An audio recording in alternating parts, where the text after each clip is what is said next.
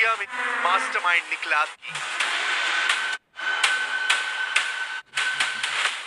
10 दिन में इस्लामी चरमपंथी संगठन हयात तहरीर अल शाम यानी HT सीरिया पर कब्जा कर लिया। सिर्फ 10 घंटे के एरिया में रूस और ईरान सेना को भागना पड़ा और पुतिन और खामनेई को पहली बार चारों खाने चित कैसे हो गए। कैसे अमेरिका इजराइल की बड़ी जीत सीरिया में हो रही है। कौन है सीरिया में जीत का असली मास्टरमाइंड।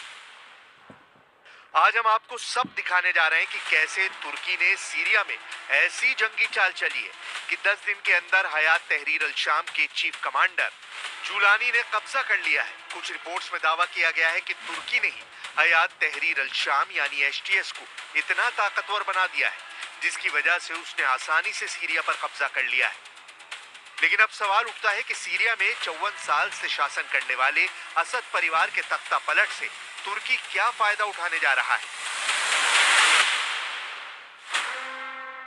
तुर्की बना खलीफा, कमांडर जुलानी बना मोहरा। सीरिया को इस वक्त दो तरफ से रौंदा जा रहा है। इस्लामी चरमपंथी संगठन हयात तहरीर अल शाम के चीफ कमांडर अबू मोहम्मद अल जुलानी सीरिया को लूटने और कब्जा करने में जुटे हैं। HTS के चीफ कमांडर अबू मोहम्मद अल जुलानी के बारे में समझ लीजिए। ये वो कमांडर है जो कभी अल-कायदा से सीधा जुड़ा हुआ था, लेकिन बाद में इसकी विचारधारा ISIS की चीफ बगदादी जैसी हो गई और इस वक्त कमांडर जुलानी तुर्की का मोहरा बनकर सीरिया में इस्लामिक सरकार बनाने की कोशिश में जुट गया। हैरानी की बात तो यह है कि अमेरिका कमांडर जुलानी को आतंकवादी मानता है और उसके सिर पर अमेरिका ने $1 करोड़ का इनाम रखा हुआ है। लेकिन इसके बावजूद इस वक्त अमेरिका इस्लामी चरमपंथी हयात तहरीर अल शाम यानी HTS और कमांडर जुलानी की खुलकर जंग के मैदान में मदद कर रहा है, जबकि कमांडर जुलानी को मोहरे की तरह इस्तेमाल करने वाला तुर्की कमांडर जुलानी को ईरान और रूस के खिलाफ इस्तेमाल कर रहा है। तुर्की नेटो का वो देश है जिसमें अमेरिका शामिल है। यही वजह है कि अमेरिका भी तुर्की के हर कदम पर साथ दे रहा है।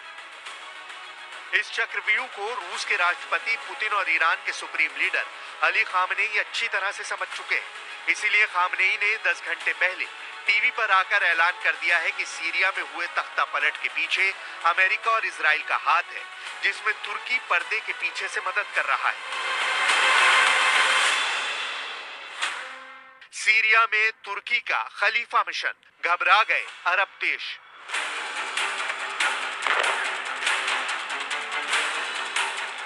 सीरिया में अचानक आए इस बदलाव से खाड़ी के कई मुस्लिम देश खौफ में आ गए हैं। सऊदी अरब, संयुक्त अरब अमीरात और मिस्र जैसे देशों को तेजी से अपनी रणनीति बदलनी पड़ रही है।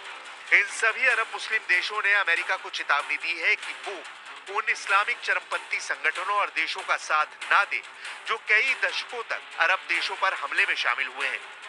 सऊदी अरब, UAE और मिस्र जैसे देश सीरिया में अचानक आए इस बदलाव से सदमे में हैं और मिस्र के एक अधिकारी ने गहरी नाराजगी जताते हुए कहा कि अल-कायदा से जुड़े HTS का बहुत तेजी से रीब्रांडिंग की जा रही है।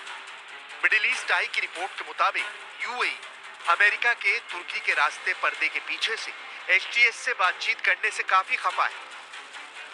सीरिया पर काम कर रहे एक पश्चिमी अधिकारी ने कहा कि UAE बुरी तरह से भड़का हुआ है। UAE ने कहा है कि अमेरिका अब तुर्की का पिछलग्गू हो गया है। मुस्लिम ब्रदरहुड जैसे इस्लामिक संगठनों से पहले ही अरब के कई देश डरे हुए हैं। HTS के लड़ाके मुस्लिम ब्रदरहुड से ज्यादा कट्टर मुस्लिम हैं, जिसे अरब देश बेहद खतरनाक मान रहे हैं। वहीं हयात तहरीर अल शाम यानी HTS तुर्की के इशारे पर सीरिया पर पूरी तरह से कब्जा करता जा रहा है।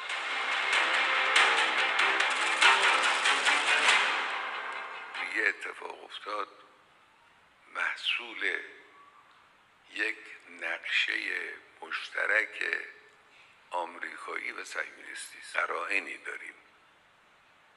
این قرائن برای انسان جای تردید باقی نمیگذاره.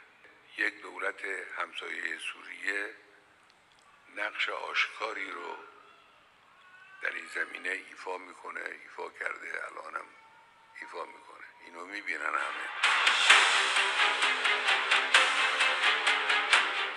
राष्ट्रपति पुतिन ने सीरिया में मौजूद रूसी नौसेना और वायुसेना अड्डों को खाली करा चुके हैं। ये रूस की सीरिया में बड़ी हार मानी जा रही है।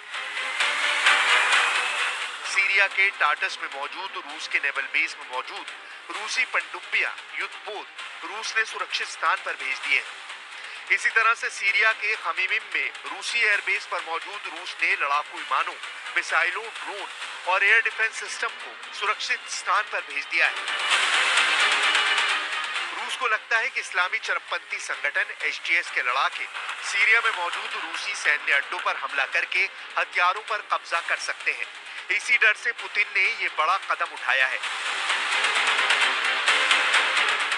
वहीं दूसरी तरफ ईरान ने भी अपनी सेना और टॉप कमांडरों को भारी हथियारों समेत तख्तापलट होने के तुरंत बाद वापस बुला लिया।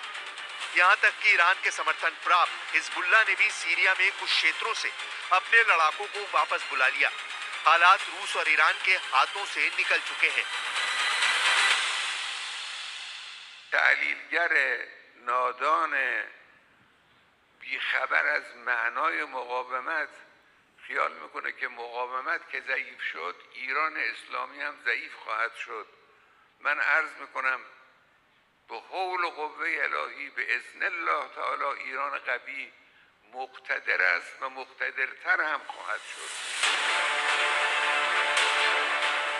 सीरिया में बशर अल असद के रूस भाग जाने के बाद एचटीएस विद्रोहियों का देश के ज्यादातर हिस्सों पर कब्जा हो गया है।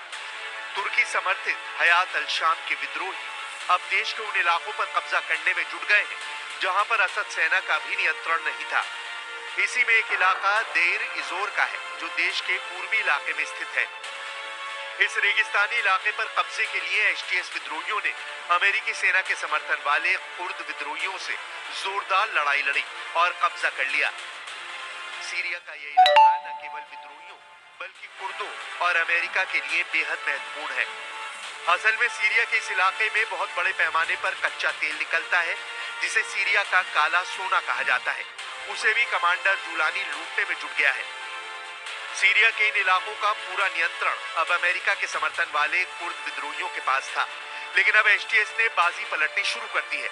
यानी तुर्की ही सीरिया में मचे कोहराम का मास्टरमाइंड है। जुलानी पर $1 करोड़ का इनाम, इजराइल पर करेगा कब्जा। हालांकि अमेरिका और तुर्की तो एचटीएस की जीत से खुश हैं, लेकिन इजराइल काफी सतर्क है। असल में इस्लामिक चरमपंथी संगठन हयात तहरीर अल शाम यानी एचटीएस का मतलब है लेवंत की मुक्ति के लिए संगठन। आईडीएफ के पूर्व ऑपरेशन प्रमुख इसराइल जिफ का दावा है कि एचटीएस यानी लेवंत की मुक्ति के लिए संगठन का मिशन है सीरिया, लेबनान, जॉर्डन और इजराइल को मिलाकर एक नया इस्लामिक देश बनाना।